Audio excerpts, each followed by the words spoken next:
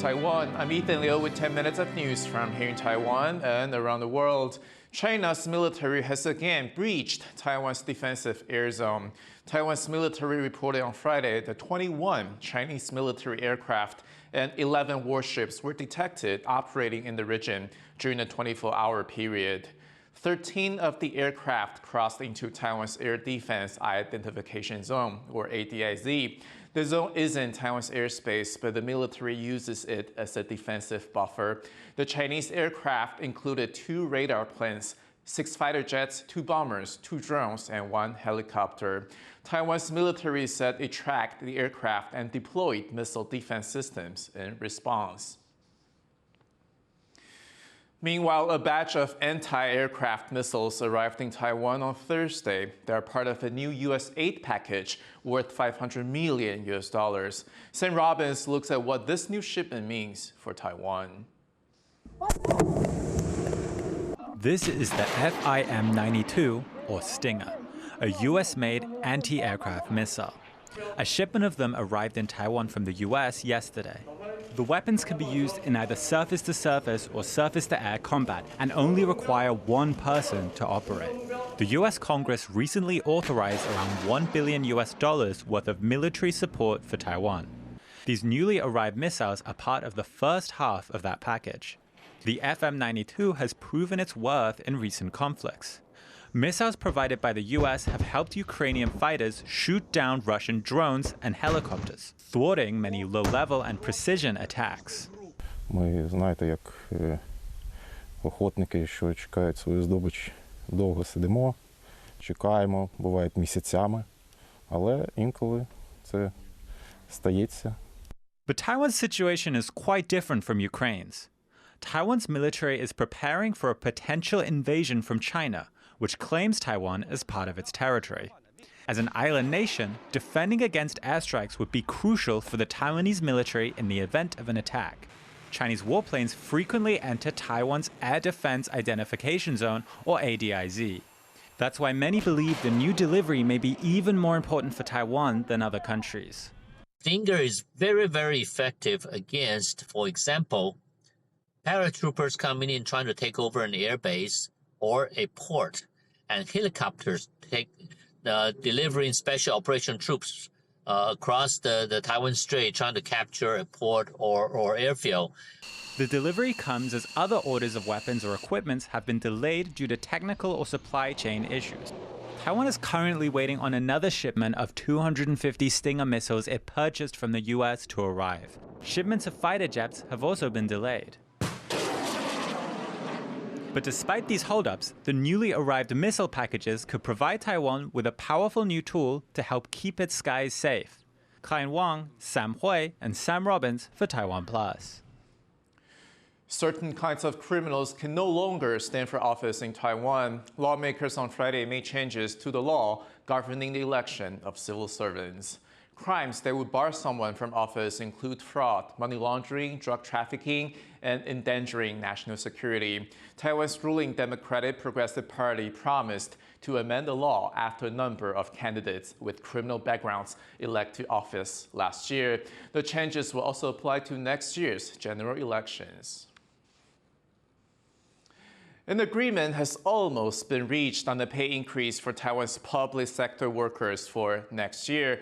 That's according to officials from the government's executive branch. But as James Chater reports, there are concerns the proposed hike won't be enough to offset the rising cost of living. Teachers, soldiers and civil servants make up more than 7% of Taiwan's labour force. It's a total of over 800,000 people. The government is now nearing an agreement on how much of a pay increase workers like these will receive next year. 议会的委员呐，公识度还蛮高的，就建议能够适度的调整。那我们现在这个案已经报到行政院了。 Public sector workers have only received 3 pay increases since 2011, each of around 3 or 4% at a time. But unions say a pay rise of that amount would not be enough in today's economic climate. 如果只是外传的这个3%的话，那根本就实质减薪，因为整个那个物价水准的部分就已经超越这个幅度了。所以我们自己呢有喊出认为说，至少调整10%是一个很标准的，就是说才有感觉到实质的一个调薪。Last year, war in Ukraine pushed commodity and energy prices up around the world, and that worsened Taiwan's long-standing problem with stagnant wages. The country's average salary on paper went up in 2022, but inflation meant real wages were down for the first time in 9 years. On the streets of Taipei, concern the same could happen this year. 至少要5%或10%吧，3%的话，那个物价坦白讲，通膨太厉害了。然后如果说民间企业能够跟进的话，那个是最好。应该也要吧，不然这样现在物价上涨，就算物价就是他们的价格回稳的时候也都没有降下来，所以我觉得还是薪水的速度也要跟着一起涨。 Officials say a final decision on public sector pay rates will be announced at a, quote, appropriate time. But with Taiwan's presidential election fast approaching, whether workers see this as good or bad news could have wider-reaching political implications. James Lin and James Chater for TaiwanPlus. A group of activists stormed a meeting for the renewal of a power plant project in northern Taiwan. The project has courted controversy among local activists who say it could be highly damaging to the environment. Philip Broussard has the story.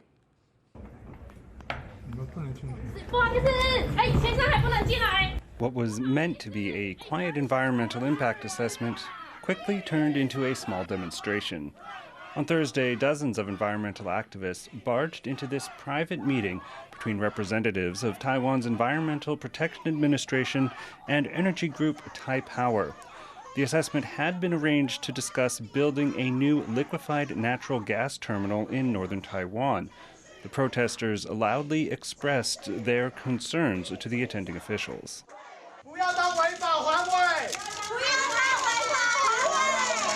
The power plant project aims to convert the oil-fired Xiehe power plant in Keelung into a gas-fired facility. But some see this as a threat to the local environment. That's because it requires reclaiming land from the sea.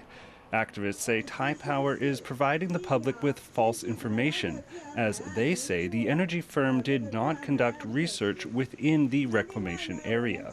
所以我觉得是恶意欺骗的社会大众。生态资源最丰富的地方在填海区，我们都做了密密麻麻的点。The controversy has led to several changes to the project.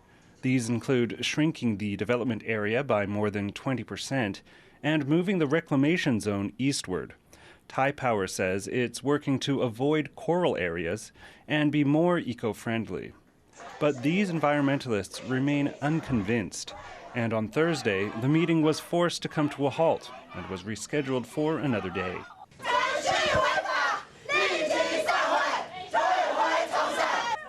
James Lin, Sandy Chi, and Philip Broussard for TaiwanPlus.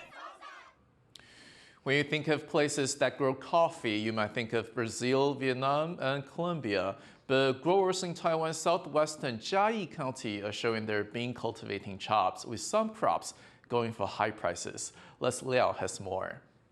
15 kilograms of Taiwan-grown coffee beans just sold for close to $8,500 US. This transaction took place at the 2023 Alishan Coffee Evaluation and Assessment. The annual competition pits coffee beans from Taiwan's southwestern Jiayi County against each other. Jiayi's Alishan mountain area has been home to high-end coffee producers in recent years. 感谢所有的农民这1年来的辛苦，对抗这一次的大旱，还能种出这么好的咖啡。 This year, a panel of 15 judges sought to determine the best bean in the county. 10 of them have experience evaluating coffee at international competitions. Entrants could submit their produce in 5 categories, and the winning beans were auctioned off. 今天有大概50多位买家。 For coffee lovers in Taiwan, the outcome of this competition might be proof that they don't have to look elsewhere in the world for a good cup of joe. Leon Lian and Leslie Liao for TaiwanPlus. Thank you for watching Let's Up Taiwan. I'm Ethan. Take care, and I'll see you next time.